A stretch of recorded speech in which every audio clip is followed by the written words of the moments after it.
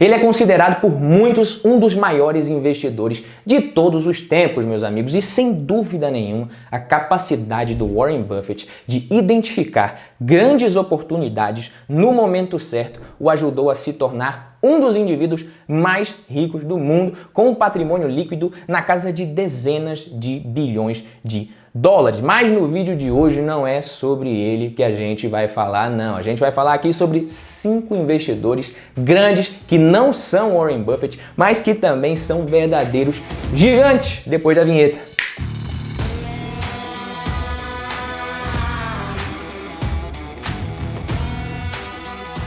Fala aí, meus amigos do Valor em Ação, como é que vocês estão? Tudo na paz? Badu Vieira aqui para mais um vídeo. Se você perguntar aí para qualquer um sobre grandes investidores, certamente você vai ouvir falar o nome do Warren Buffett. Mas no vídeo de hoje aqui a gente vai falar sobre outros 5 investidores que também são gigantes e que merecem estar no hall da fama aí dos maiores investidores dos últimos tempos. E por falar em merece, se você gostar desse vídeo, não esquece de deixar o seu like, que é uma forma de você dizer que gostou e de o YouTube também entender que o vídeo é legal e entregar para mais pessoas, uma forma de você patrocinar de graça aqui o canal. Olha que beleza! E se é a sua primeira vez aqui no canal, humildemente eu te convido para clicar também no botãozinho vermelho de inscrever-se e se inscrever para fazer parte aqui da nossa família. O botãozinho com o dedinho para baixo aí, ele não serve para nada, tá só de enfeite, o YouTube põe aí, mas não tem função nenhuma, beleza? É mentira! E o primeiro da lista aqui já é figuraça, meus amigos. George Soros, o gestor de hedge funds.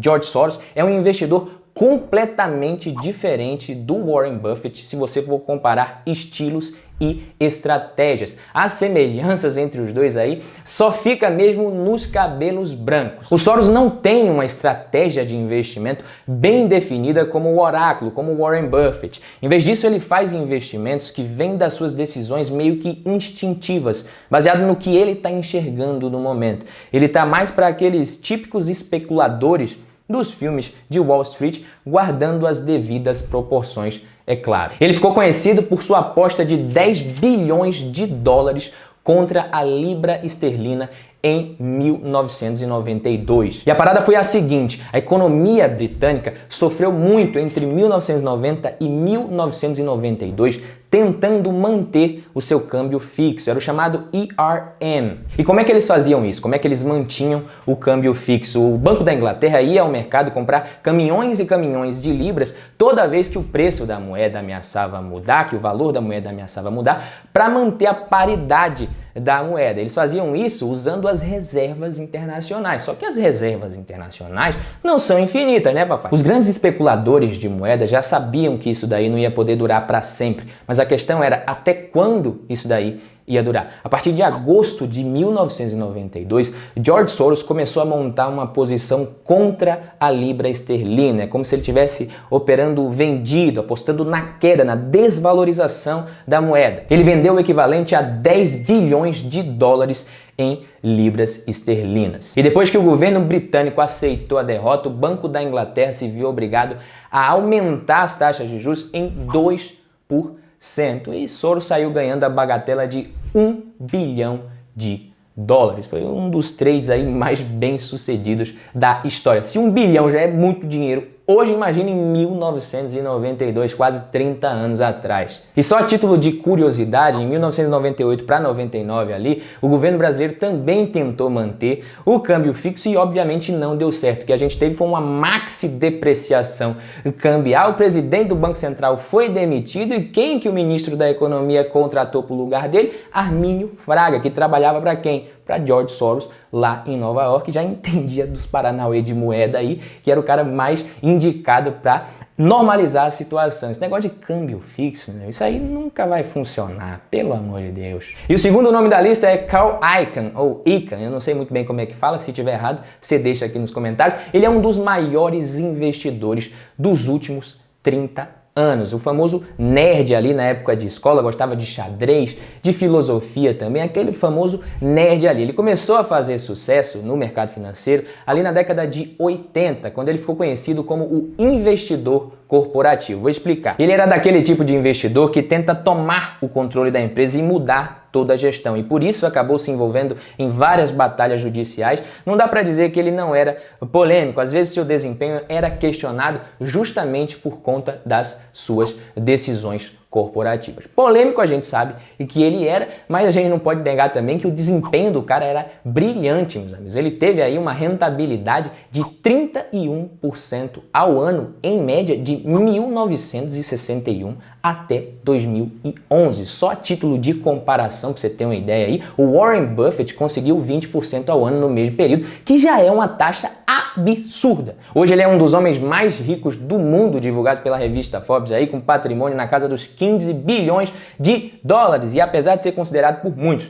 um homem de negócios cruel, ele também é conhecido pela caridade, realizando doações nos campos de medicina e educação. Ele construiu a Icahn House, que abriga sem-tetos, moradores de rua em Nova York. Pelo menos aí pela caridade, ponto positivo pro cara. E o próximo nome da nossa lista aqui é John Bogle. Ele é fundador e CEO aí do The Vanguard Group. Ele fundou a Vanguard há mais de 40 anos e hoje é a segunda maior empresa de fundos, atrás apenas da BlackRock, com mais de 3 trilhões de dólares sob gestão. Bogle, ele tem um estilo ali de gerenciar os investimentos muito simples e muito direto ao ponto nas suas opiniões. Para ele, a conclusão lógica é a de que o mercado de ações é uma grande distração para a maioria dos seus participantes, a qual faz com que os investidores se concentrem em uma parte transitória e volátil dos investimentos, ao invés de se concentrarem no que realmente importa, que é o acúmulo gradual de retornos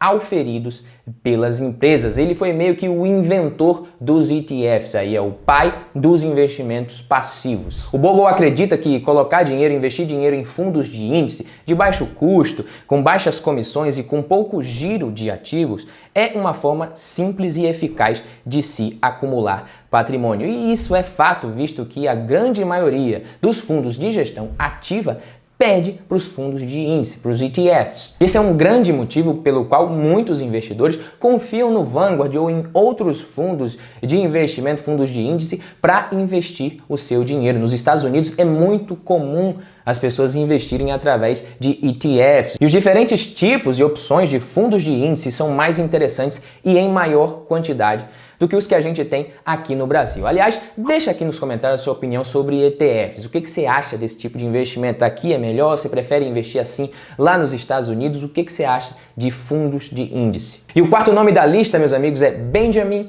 Graham. Ele é o autor de um dos livros mais populares sobre investimentos. É esse que vai estar aparecendo aí desfocado com certeza. Graham é conhecido como o pai do investimento em valor. Provavelmente por isso se tornou mentor do Warren Buffett. Ele nunca foi de assumir grandes riscos quando fazia escolhas de investimento. Ele se utilizava de análises financeiras sólidas para escolher boas empresas a bons preços.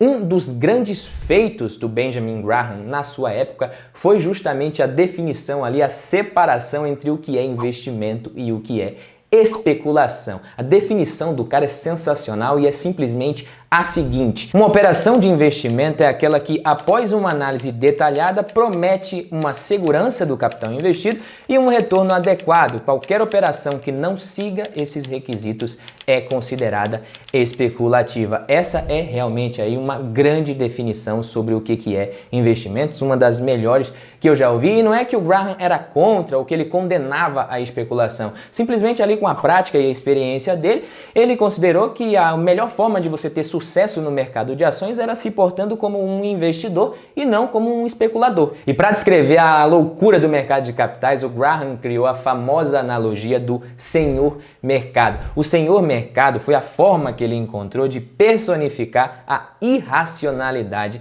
do mercado de ações no curto prazo. Em 1951, Buffett fez um curso na Universidade de Columbia que foi ministrado pelo Benjamin Graham. Ele disse que teve 3 coisas muito importantes que ele aprendeu com o Graham. Essas 3 coisas eu vou contar para vocês agora. Uma ação é o direito de possuir uma pequena parcela de uma empresa. O senhor mercado é seu servo, não seu mestre. E você precisa usar margem de segurança ao investir. Esse conceito de margem de segurança, ele é conhecido e é tão importante para o Warren Buffett que ele certa vez chegou a dizer que essas são as 3 palavras mais importantes no mundo dos investimentos: margem de segurança. E no final da lista aqui, um dos que eu mais gosto, meus amigos, Peter Lynch. Esse é sensacional. Ele ficou conhecido aí por ser o gestor do Fidelity Magellan Fund de 1977 até 1990, aproximadamente 13 anos ali ele ficou no comando do fundo e conseguiu trazer retornos aí na casa de 29% ao ano em média. Ele bateu o S&P 500 em 11 desses 13 anos. O Peter Lynch ficou conhecido ali por ser capaz de adaptar o seu estilo de investimento ao que quer que funcionasse durante certas condições de mercado. Então faz sentido que as pessoas o chamassem de camaleão. Para concluir o seu livro, em 1993, Beating the Street, ele citou algumas regras de ouro para ter sucesso nos investimentos que eu vou mostrar para vocês agora. A primeira delas, investir é divertido, emocionante e perigoso se você não se dedicar. Por trás de todo código de uma ação existe uma companhia. Descubra o que ela faz. Você precisa saber o que você possui e por que você possui. Por que essa ação é muito fácil de subir não é um motivo válido.